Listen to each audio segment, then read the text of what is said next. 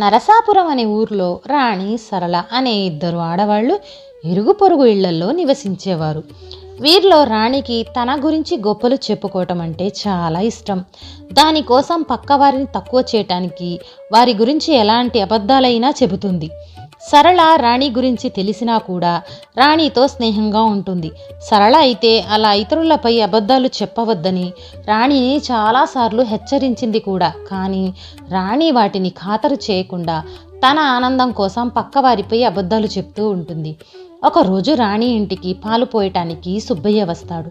అప్పుడు రాణి సుబ్బయ్య దగ్గర పాలు పోయించుకొని వెళ్తూ ఒకసారి సుబ్బయ్యను పిలిచి, నీకో విషయం చెప్పాలి, అది నీకు చెప్పాలో చెప్పకూడదు కూడా నాకు అర్థం కావట్లేదు అంటుంది.